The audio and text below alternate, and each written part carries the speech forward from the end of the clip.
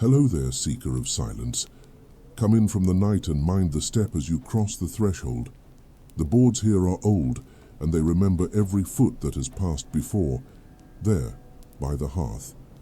Yes, that chair will do. It has learned the shape of many visitors, and it rarely protests. If these quiet stories bring you peace, feel free to subscribe, so that whenever another tale is told beside the fire, you may find your way back again. Now then, let us begin. The fire has been kept low this evening, just enough to warm the room without chasing away the shadows that gather along the shelves. I have always preferred it this way. A detective learns, in time, that too much light can be just as blinding as darkness. You may have noticed the cabinet behind me. Oak older than I care to admit, its glass panes slightly clouded by years of smoke and breath. Inside rests my collection. Pipes, each one carved, shaped or gifted under circumstances I did not always choose. Some men collect medals, others regrets. I kept these. This one here. Ah, yes. The briarwood with the silver band, worn smooth where fingers once lingered too long. It was not the finest pipe I ever owned, but it has a way of holding memory in its grain, as if the wood itself listens. I turn it in my hand now, and the firelight catches along its curve. There is a faint scent still clinging to it, something darker than the usual tobacco blends.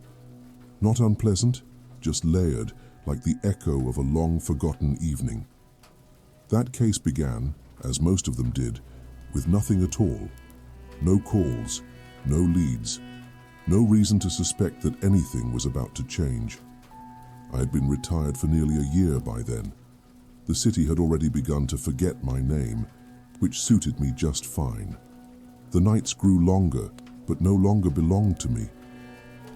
I would sit here much as I do now, letting the hours drift past like smoke curling toward the ceiling, until the knock came. Not loud, not urgent, just certain.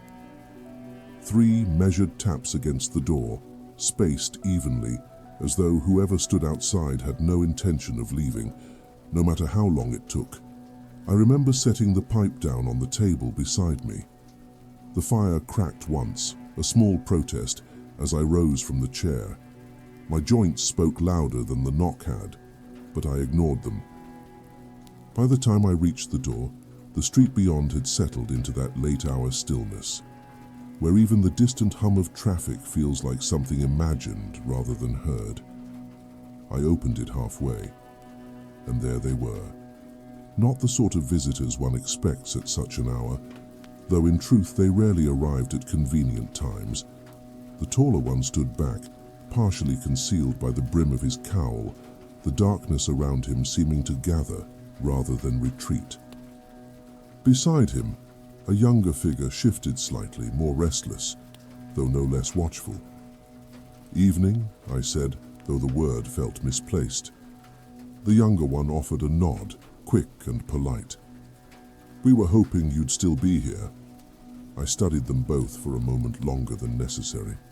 Not out of suspicion, not exactly, but out of habit. Years of watching people had a way of lingering, even when the work was done.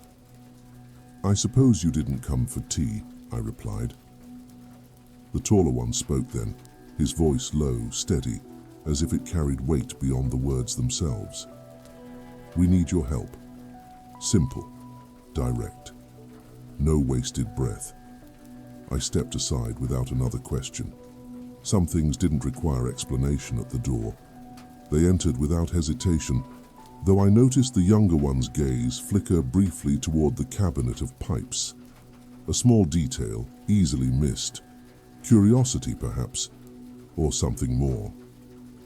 I closed the door behind them, the latch settling into place with a soft click. "Make yourselves comfortable," I said, though neither of them sat. Instead, the taller one moved toward the hearth, his presence altering the room in ways I could not quite describe.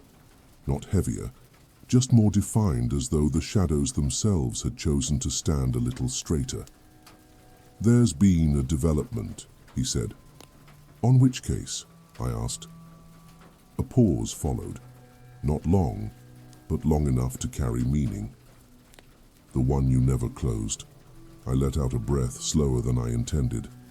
There are cases a man forgets, files buried beneath others, details worn away by time until nothing remains but a name, perhaps a face. And then there are the ones that stay. Not because they haunt you, no, that would be too dramatic. They stay because they were never finished. I turned back toward the table, reaching for the pipe once more. The silver band caught the light again, and for a moment I could almost see it as it had been then. New, untouched, unaware of what it would come to represent. That was years ago, I said. Yes, the taller one replied. And something has changed.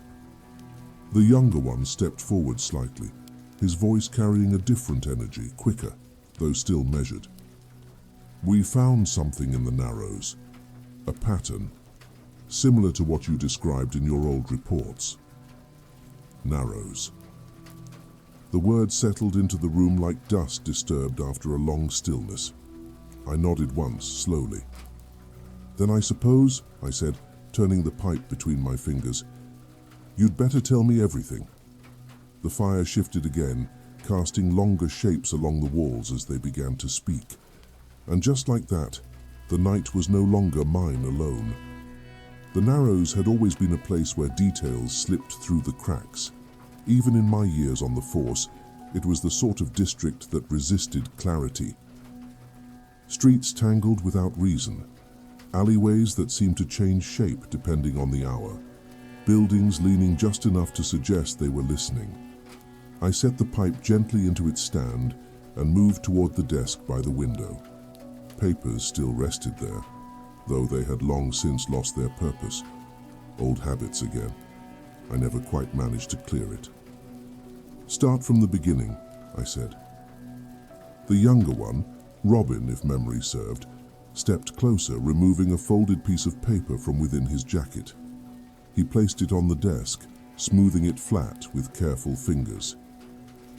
A series of break-ins, he began, but not the usual kind. No valuables taken, no forced entries in most cases. I leaned over the paper, eyes tracing the notes, the crude map sketched in one corner. And the victims? I asked. Not exactly victims, he replied. More like witnesses. They all report the same thing. He hesitated for just a moment, as if weighing whether the words sounded foolish when spoken aloud. Someone was there before them, inside their homes, but nothing was disturbed. The fire behind us shifted, sending a brief glow across the glass of the cabinet. I caught the reflection of the taller figure, Batman standing still as ever, watching. No signs of struggle, I murmured. No theft, just presence. Robin nodded. Exactly. I tapped a finger lightly against the desk, once, twice. That's how it started before, I said. Neither of them spoke, but I felt their attention settle more firmly. It wasn't about what was taken, I continued. It was about what was left behind. I crossed the room slowly, opening the cabinet just enough to reach inside. The faint scent of old tobacco drifted outward, mingling with the warmth of the fire. There, behind the briarwood pipe, sat another, thinner, darker in tone, with a long stem that curved like a question half-asked. I lifted it carefully, holding it up so the light could find its edges. This one, I said, turning it slightly, came from the third location I investigated. Robin stepped closer again, curiosity pulling him forward. What happened there? He asked. I considered the pipe for a moment before answering.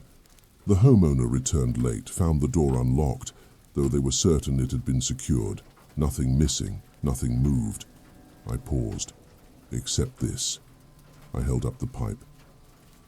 It was resting on the table, clean, unused, as if it had been placed there deliberately. Robin glanced between the pipe and the notes on the desk. Like a calling card. Something like that, I replied. but not one that wanted to be understood too quickly. Batman spoke then, his voice steady, but quieter than before. The new cases match this pattern. I nodded once. And the Narrows? He stepped closer to the desk, placing a gloved hand beside the map. All recent incidents are clustered here. I followed the line of his finger. The markings circled a tight section of streets, familiar in a way I hadn't expected after all this time. That's where I lost it, I said. Robin tilted his head slightly. Lost what? The trail, I answered. Everything pointed there. Then it just stopped. I moved toward the window, pushing the curtain aside just enough to glimpse the street below. The night hadn't changed. It rarely did. A single lamp flickered at the corner, its light stretching across wet pavement. There was one alley, I continued, more to myself than to them. Narrow, even for that part of the city. Brick walls on both sides, no direct line to the main road. Robin stepped beside me now, following my gaze, though he could not see what I was remembering. What happened there? He asked. I let the curtain fall back into place. I arrived just after midnight, I said. The report was the same as the others. No disturbance, no theft. I turned back toward the room, the pipe still resting in my hand, but there was something different about that place. Batman's attention sharpened, though his posture did not change. Different how? He asked. I placed the pipe carefully on the table. The air, I said. It didn't carry sound the way it should have. My footsteps felt delayed, almost, as if the alley wasn't entirely interested in being observed. Robin gave a small, uncertain smile. That sounds unlikely, I finished for him. He shrugged lightly. Something like that. I allowed myself a faint smile in return. I thought so too, I said, until I reached the end of it. The fire shifted again, casting a deeper glow across the room. There was a door, I continued, plain, unmarked. I don't remember seeing it on any previous patrols, but there it was. Batman's voice cut in, low but firm. And you went inside? Of course I did. Robin leaned forward slightly. And? I let the silence stretch for a moment, not out of intent, but because the memory itself moved slowly, like something reluctant to return. There was nothing, I said at last. An empty room, bare walls, no windows, no furniture. I gestured lightly with my hand, except for a single table in the center. And on it, Robin began. The pipe, I finished.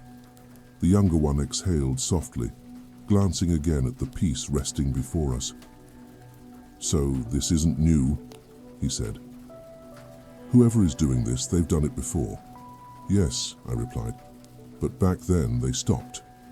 Batman stepped away from the desk, his presence shifting once more toward the hearth. Now they've started again. I nodded.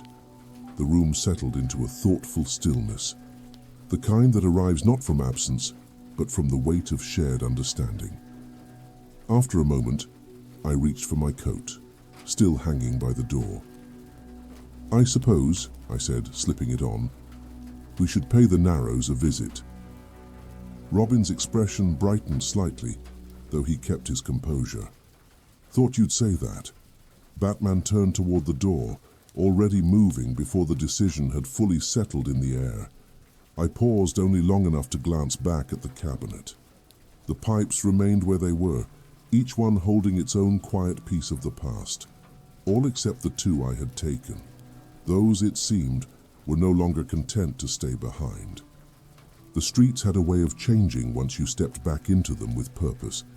From the outside, they appeared the same, lamps humming faintly, windows dimmed behind drawn curtains, the occasional car passing with little more than a whisper. But when you walked with intent, when your steps followed something unseen, the city responded in small, almost imperceptible ways. We moved without hurry. Batman took the lead, though it hardly needed to be spoken. He navigated the streets as if they had already agreed to let him pass. Robin stayed just behind, his gaze shifting from rooftop to alley, catching details that would escape most. I followed at a slower pace, not out of age, though I would not deny it, but because I preferred to let the city come to me rather than chase it. The Narrows announced itself not with a sign, but with a change in the air. The streets narrowed, as the name suggested, but it was more than that. The buildings leaned closer, their upper floors nearly touching in places, casting long corridors of shadow that stretched far beyond the reach of the lamps. Somewhere in the distance, water dripped in a steady rhythm. Not rain, just the slow persistence of something older than the city itself. We turned down a side street, then another. Batman stopped. "This is the first location," he said. The building before us was unremarkable. Brick worn by time, its entrance marked by a door that had seen better years. No signs of forced entry, no damage. Just there. Robin stepped forward, examining the lock. No scratches, he noted. No tampering. I reached into my coat pocket, retrieving a small set of keys. Not mine exactly, but collected over time, each one tied to a case that had required a little more than the usual. "May I asked. Batman inclined his head slightly. I approached the door, selecting one key after another, testing each with patience rather than expectation. It wasn't about finding the right one quickly. It was about letting the lock tell me what it needed. On the fourth attempt, there was a soft click. Robin raised an eyebrow. "You always carry those?" "Only when I expect to be reminded of something unfinished," I replied. The door opened without resistance. Inside, the air felt still, not empty, but paused, as if the room had been waiting for someone to arrive and give it permission to continue. We stepped in. The space was modest. A small living area, a table near the center, a chair slightly angled away from it. Nothing out of place, nothing disturbed, and yet, "There," Robin said quietly. On the table near the edge rested something small and deliberate. A pipe, different from the ones in my collection, but unmistakable in its intent. Dark wood, polished to a dull sheen, its bowl slightly wider than most. I moved closer, my steps measured. "Don't touch it," Batman said. "I wasn't planning to," I replied, though my hand had already begun to rise. I stopped, letting it fall back to my side. Instead, I leaned in slightly, studying the object without disturbing it. "No residue," I murmured. "No burn marks inside the bowl." Robin circled the table, careful not to step too close. "So it's never been used?" he asked. "Not in the traditional sense," I said. Batman's gaze shifted toward the far wall. "Look at the spacing," he said. We followed his line of sight. At first, it appeared to be nothing more than the natural pattern of the brick beneath the peeling paint. But as I focused, the arrangement began to settle into something more intentional. Subtle, almost reluctant. "Symbols," Robin said. "Not quite," I replied. "More like impressions. As if something had been pressed against the wall and then removed." Batman stepped closer, running a gloved hand just above the surface, not touching. "There are 4, he said. I nodded. There were always 4. Robin glanced back at me. "Always?" "In each location," I said. "Different every time, but always 4. He frowned slightly. "What do they mean?" I straightened, taking one last look at the pipe before stepping back. "That," I said, was the question I never answered. The room seemed to hold its breath, though nothing in it moved. Batman turned toward the door. There are 2 more locations nearby, he said. Same pattern.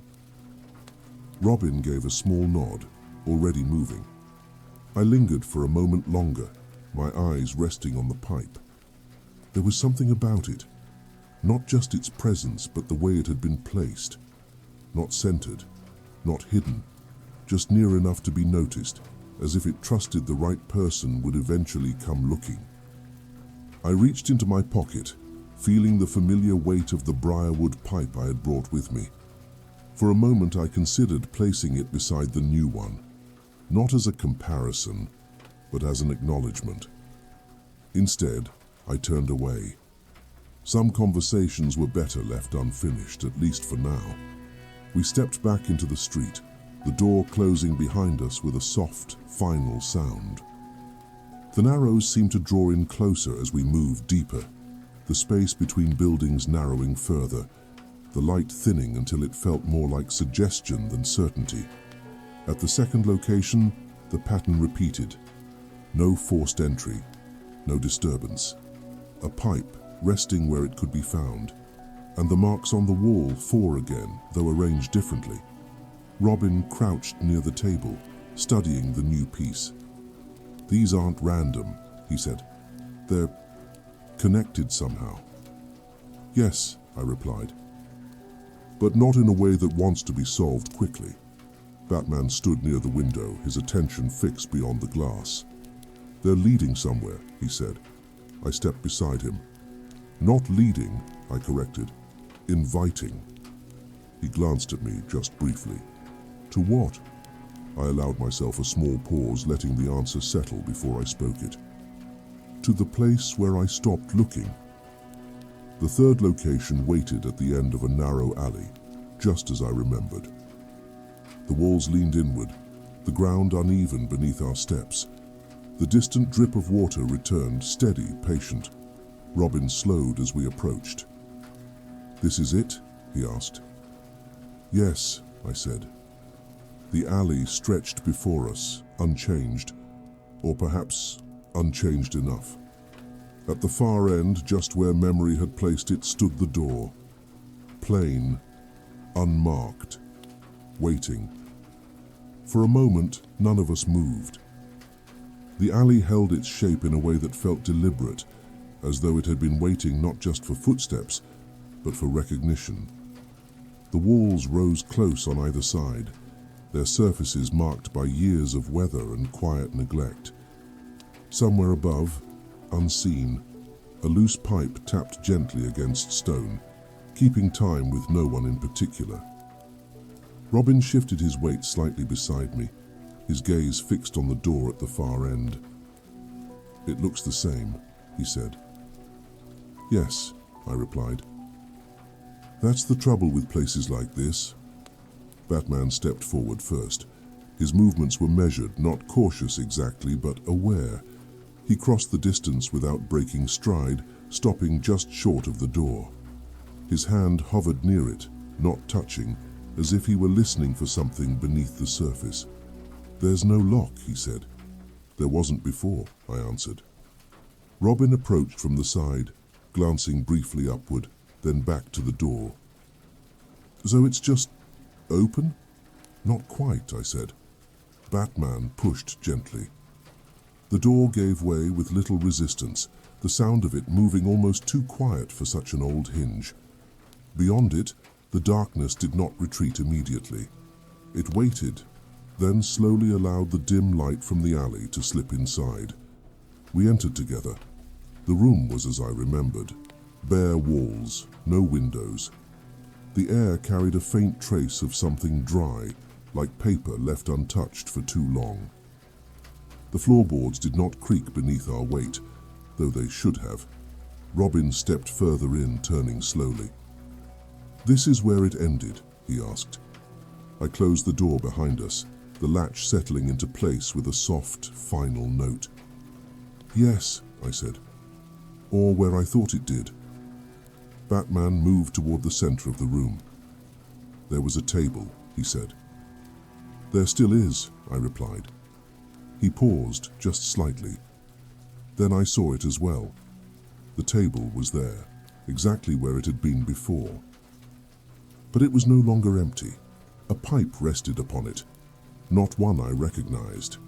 This one was different from the others, lighter in color, almost pale, with a stem that curved inward rather than out. Its surface caught what little light there was, reflecting it in a muted, uneven way. Robin approached it slowly. "This wasn't here before?" he asked. "No," I said. Batman circled the table, his gaze moving from the pipe to the walls, then back again. "The pattern has changed," he said. I followed his line of sight.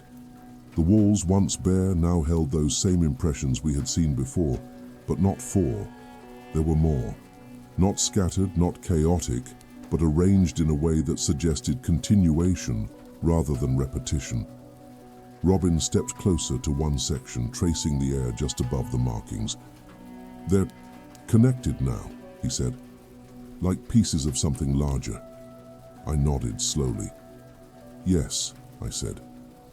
"Before, they were separate. Now they're beginning to align." Batman stopped at the far wall where the markings gathered more densely. "This wasn't just a message," he said. "It's a map." Robin turned toward him. "A map to where?" I stepped forward, the answer settling into place with a quiet certainty. "Not where," I said. "When?" They both looked at me then. I rested a hand lightly on the edge of the table, careful not to disturb the pipe. "The earlier cases," I continued, "they weren't isolated. I thought they were. Different locations, different nights, no clear progression." I gestured toward the walls. "But this is progression." Robin frowned slightly. "You mean like a timeline?" "Something like that," I said. "Each marking represents a point, a moment, and now they're being connected." Batman's voice remained low. "To what end?" I let my eyes move across the room, following the pattern as best I could. That's what I never stayed long enough to find out. A brief stillness settled between us. Not heavy, not urgent, just present. Robin broke it first. "So what changed?" he asked. "Why now?" I considered that. "There's always a point where a pattern decides it's ready to be seen," I said. "Before that, it hides in fragments. After..." I paused. "After it begins to reveal its shape." Batman stepped back toward the table. "And this is part of that," he said, nodding toward the pipe. "Yes." Robin tilted his head slightly. "But they're all unused," he said. "No ash, no burn, nothing." I reached into my coat, retrieving the darker pipe from earlier. "Not unused," I said, "unfinished." I placed it gently beside the new one. For a moment, nothing happened. Then, the air shifted, not dramatically, not in a way that would startle, just a subtle adjustment, like a room acknowledging a change in arrangement. Robin's eyes moved between the two pipes. "Did you feel that?" he asked. Batman said nothing, but his posture altered slightly, his attention sharpening. I watched the pipes closely. "They were never meant to be used individually," I said. "They're part of something that isn't complete on its own." Robin took a step back, giving the table a wider berth. "So, what happens when they are complete?" I did not answer immediately. Instead, I turned toward the wall where the markings converged. The pattern was clearer now. Not fully, not yet, but enough to suggest direction. "There's one more place," I said. Batman's gaze followed mine. "Where?" I let out a slow breath. "Further in," I replied. "Deeper than the Narrows usually allows." Robin gave a small, uncertain smile. "That doesn't sound promising." "It wasn't the first time either," I said. Batman moved toward the door without hesitation. "Then we don't stop here." I nodded. "No," I agreed. "We don't. Before leaving, I reached for the pale pipe on the table. This time I did not hesitate. The wood felt lighter than I expected, though it carried a quiet weight of its own. I slipped it into my coat beside the others. Robin noticed but said nothing. We stepped back into the alley. The air outside felt different now. Not fresher, not colder, just aware. The walls no longer leaned in quite the same way. Or perhaps it was us who had changed. Batman led the way again, deeper into the Narrows, where the streets gave way to paths less certain, where the city's edges began to blur into something older, less defined. Robin walked beside me this time. "You've been here before," he said. "Yes." "And you didn't come back?" I shook my head. "Some places don't call you twice," I said. "Not unless they're ready." He glanced ahead, where Batman's silhouette moved steadily forward. "And now?" I allowed myself a faint, thoughtful expression. "Now," I said, "it seems they've decided to finish the conversation." The path narrowed further, the ground uneven beneath our steps. Ahead, the city's structure gave way to something less certain. And somewhere beyond it, just out of sight, the next piece was waiting. The Narrows, for all its tangled streets and leaning walls, still belonged to the city. But there came a point, subtle, almost unmarked, where that sense began to loosen. We crossed it without ceremony. The ground shifted first. The pavement gave way to uneven stone, then to something older still, worn not by traffic, but by time itself. The buildings thinned, their shapes less certain, their windows fewer. What remained stood like remnants of something that had once been planned but never quite completed. Batman moved ahead, his pace unchanged, though I could tell he had noticed the transition. Robin slowed slightly beside me, his eyes tracing the edges of the place. "This doesn't feel like the Narrows anymore," he said. "It isn't," I replied. "Not entirely." He glanced at me. "Then what is it?" I took a moment before answering, letting my eyes settle on the narrow path unfolding ahead. "A place that wasn't meant to be found easily," I said, "and one that doesn't mind being forgotten." The path curved gently to the right, guiding us between two long walls of darkened stone. There were no doors here, no signs of life, just the steady presence of structure, holding its place without explanation. Somewhere above, a faint draft passed through a break in the stone, carrying with it the scent of something distant. Perhaps rain, though none had fallen. Batman stopped. Ahead, the path ended, not abruptly, but with a quiet certainty. The walls opened into a small courtyard, enclosed on all sides, its center occupied by a single object, a table. Robin let out a slow breath. "You've got to be kidding," he said. "No," I murmured. "This is right." We stepped into the courtyard.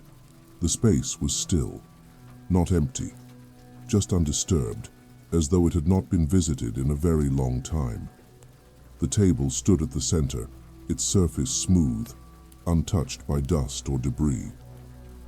And upon it, 4 pipes, each one different, each one familiar. I approached slowly, my steps measured not out of caution, but out of recognition. "These were never placed separately," I said. "They were always meant to be here." Robin moved closer, his eyes scanning each piece. "The ones from the houses and the room," he said. "They all lead back to this." Batman circled the courtyard once, his gaze taking in the walls, the ground, the space above. "There's no exit," he said. "Not in the usual sense," I replied.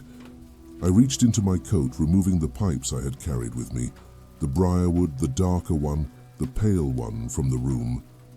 Carefully, I placed them on the table, aligning them with the others. For a moment, nothing happened. Then, a faint shift. Not in the pipes themselves, but in the space around them. Robin leaned in slightly. "They're arranged now," he said, "like they're part of a set." "Yes," I said, "because they are." Batman stepped closer to the table, his attention narrowing. "There are 7, he said. I nodded. There were always 7. Robin looked at me. "But we only found," he began, counting quietly under his breath. "6. "Yes." His expression changed, just slightly. "So where's the last one?" I let the question settle. Then, slowly, I reached into my inner pocket. There, wrapped in a piece of old cloth, was something I had not intended to bring. Not at first. But something about this night, about the way the pieces had begun to align, had convinced me otherwise. I unfolded the cloth carefully. Inside rested a pipe unlike the others, simple, unadorned. Its wood darker than the rest, not from age, but from use. The bowl bore the faintest trace of ash long since cooled. Robin's voice softened. "That one's yours." "Yes," I said. Batman's gaze shifted toward me. "You kept it," he said. "I did." I held it for a moment longer, feeling the weight of it, not heavy but certain. "This was the last piece," I said, "the one I never placed." Robin stepped back slightly, giving space. "Why not?" I considered that. "Because I didn't understand what I was completing," I said, "and some things you don't finish until you're ready to see them through." The courtyard remained still. No wind, no sound beyond our own quiet movements. I stepped forward and placed the final pipe on the table. The effect was not immediate. No sudden change, no shift in light or sound, just a settling, as though something that had been waiting patiently without urgency had finally reached the point it had always been moving toward. Robin exhaled slowly. "Is that it?" he asked. I watched the pipes. "No," I said. "This is where it begins." Batman's voice followed. "Then what are we waiting for?" I turned slightly, my gaze moving toward the far wall of the courtyard. "There," I said. At first it appeared unchanged. Then a line, faint, subtle, running vertically along the stone, just enough to suggest that the wall was not as solid as it seemed. Robin stepped closer. "A door?" he asked. "Yes," I said. Batman moved beside him, placing a hand against the surface. It gave just slightly. Without a word, he pushed. The wall shifted inward, revealing a narrow passage beyond. No light greeted us, just a continuation. Robin glanced back at the table, then toward the passage. "So, we go in?" I allowed myself a small, familiar expression. "That's usually how these things work," I said. Batman stepped forward first, his presence disappearing into the darkness beyond. Robin followed, his movements quieter now, more measured. I lingered for a moment, not out of hesitation but acknowledgement. The pipes remained on the table, arranged in a way that no longer felt incomplete. For the first time in years, the case no longer felt unfinished. It had simply been waiting for the rest of its story. I turned, stepping into the passage.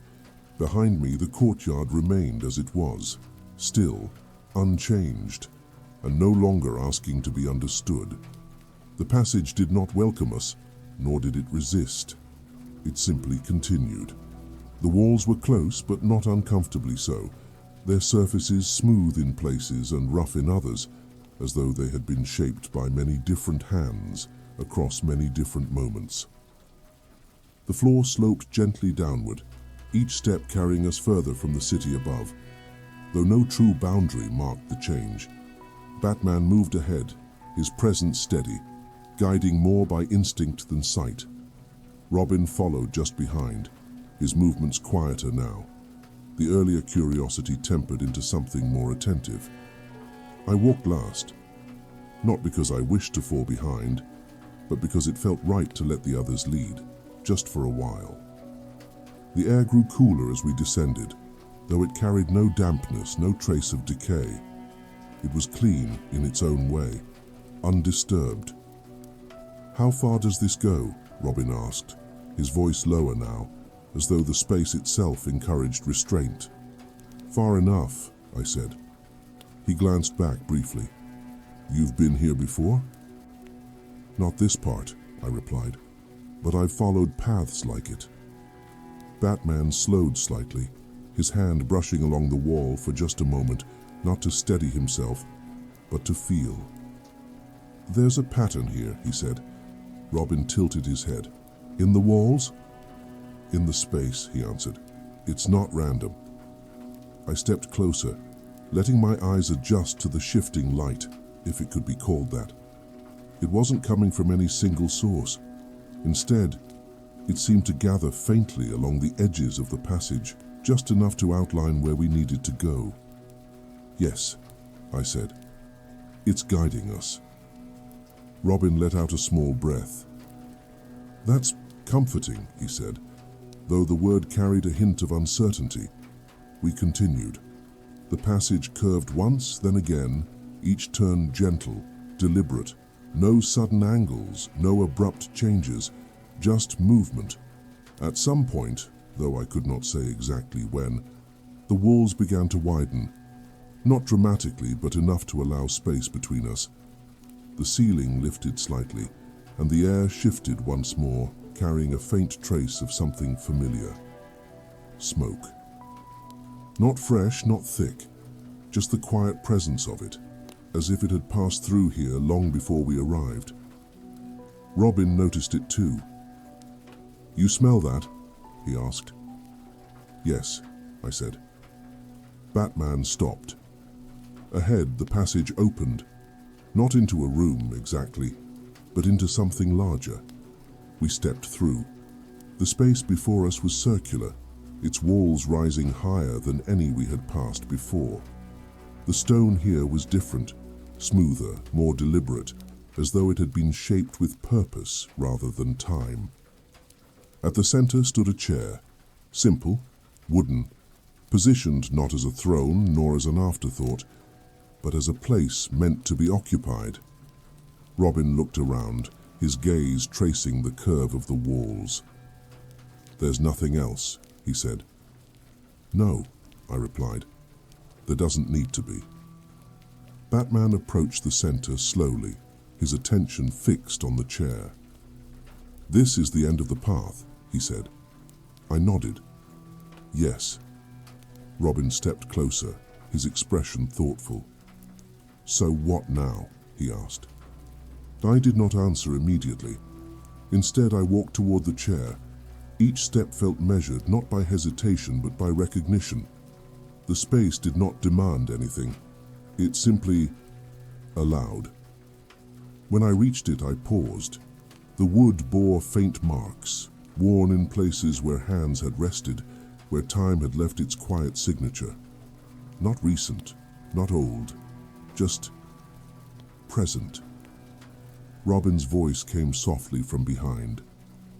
"You've seen this before, haven't you?" "Yes," I said. Batman remained where he stood, watching.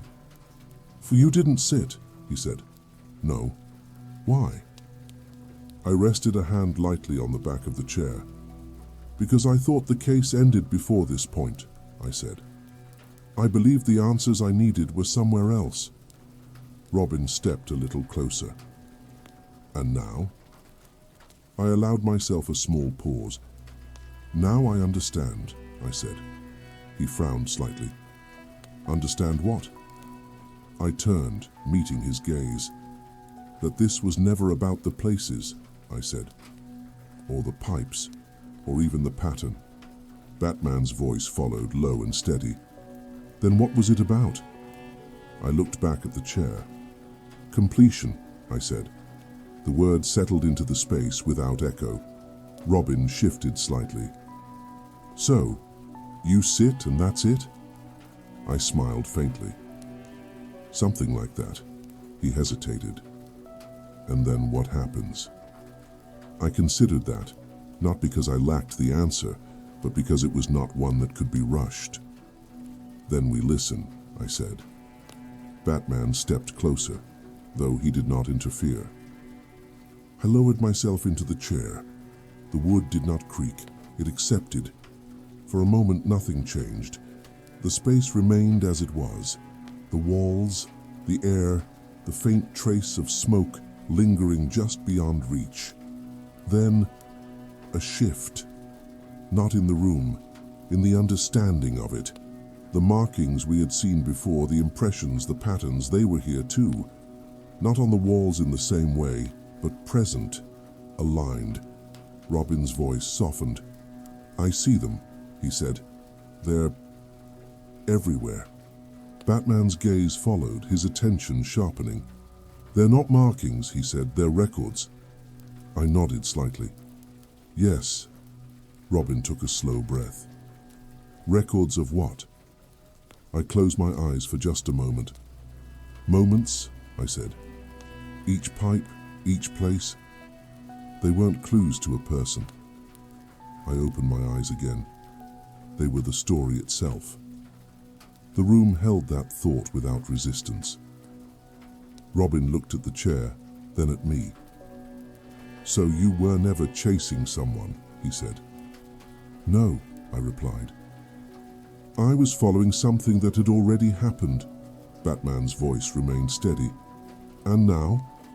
I rested my hands lightly against the arms of the chair. Now it's finished. A quiet stillness followed.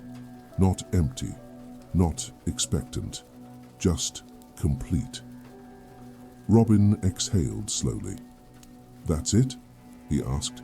I smiled, just slightly. Yes. Batman studied the room once more, then stepped back. There's nothing left here, he said. No, I agreed. There isn't. I rose from the chair. The space did not change as I did. It remained as it was. Robin looked around one last time.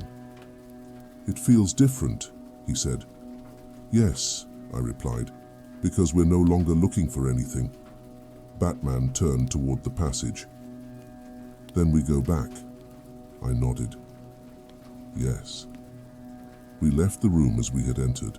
No urgency, no hesitation. The passage received us once more, guiding us back the way we had come, though it felt shorter now, as though the distance had adjusted to match the weight we no longer carried. Behind us, the room remained, the chair at its center, the story no longer waiting to be told. And ahead, the city, quiet as ever, ready to continue without needing to be understood. The passage felt different on the return, not altered in shape or direction, but in the way it held us. The walls no longer seemed to guide, nor did they ask for attention. They simply existed, allowing our steps to pass through without question. Robin walked beside me now, his movements easier, less searching. From time to time, his gaze drifted to the walls, as if expecting something to reveal itself again. But nothing did. Batman moved ahead, as he had before, though the sense of urgency had softened. His pace remained steady, but there was no longer anything pulling him forward. We reached the narrow opening that led back to the courtyard. The air shifted slightly as we stepped through. The table remained at the center, just as we had left it. 7 pipes, arranged with quiet intention. Robin approached them, stopping a few steps away. They haven't changed, he said. No, I replied. They don't need to. Batman glanced once across the courtyard, then toward the wall where the passage had revealed itself. The seam was no longer visible. Only stone remained. It's closed, he said. Yes. Robin circled the table slowly, his eyes moving from one pipe to the next. So, what happens to these now? He asked. I stepped closer, resting a hand lightly against the edge of the table. "They stay," I said. "All of them?" he asked. "All of them." He considered that. "And you're okay with that?" I looked at the arrangement. Each pipe placed where it belonged, no longer scattered, no longer waiting. "Yes," I said. Batman turned slightly, his attention shifting toward the path we had taken to arrive. "The city won't notice," he said. "It never does," I replied. Robin let out a small breath, somewhere between a sigh and a quiet acknowledgement. "I thought there'd be more," he said. "Some kind of answer." I allowed myself a faint, understanding expression. "There was," I said. He glanced at me. "Yeah?" "Yes." He waited, but I did not elaborate. After a moment, he gave a small nod, as if accepting that some things did not require explanation to be understood. We left the courtyard without ceremony. The path back unfolded easily, the turns less uncertain, the distance shorter than before. The walls gave way once more to the familiar structure of the Narrows, and then to the broader streets beyond. The city greeted us without change. A passing car, its headlights briefly tracing along the buildings before disappearing. A distant sound of a door closing somewhere above. The faint hum of electricity running through wires hidden behind stone. Batman stopped at the edge of the Narrows. "This is where we part," he said. Robin glanced between us. "You sure you're all right?" he asked. I nodded. "Yes." He hesitated for just a moment, then offered a small, respectful gesture. "Thanks for coming back," he said. I inclined my head slightly. "It was time," I replied. Batman said nothing further. He turned, stepping into the shadows as though they had been waiting for him. Robin followed, his presence fading more gradually, until the street was once again mine alone. I stood there for a while. Not long. Just enough to notice the way the night settled back into its usual rhythm. Then I turned, making my way home. The door opened with the same quiet sound as before. The room inside had not changed. The fire still burned low, its glow steady, patient. I removed my coat, placing it over the back of the chair. For a moment I remained standing, listening to the soft crackle of the wood, the faint movement of air along the walls. Then I crossed to the cabinet. The glass reflected me faintly as I opened it. Inside, the spaces where the pipes had once rested were now empty. I studied them for a moment, not with regret, just with recognition. I reached for one remaining piece, a pipe I had never taken from the shelf, never carried beyond this room. Simple, unmarked, waiting, though I had never noticed it before. I held it briefly, then set it down on the table beside the chair, not as part of the collection, just there. The fire shifted slightly, casting its light across the wood, the walls, the quiet space that had once held more questions than answers. I sat. The chair welcomed me as it always had. The room did not ask anything. It did not need to. Outside, the city continued. Inside, the fire carried on its steady rhythm. And the stories, those that had been told and those that had not, rested where they belonged, not finished, not forgotten, simply at ease.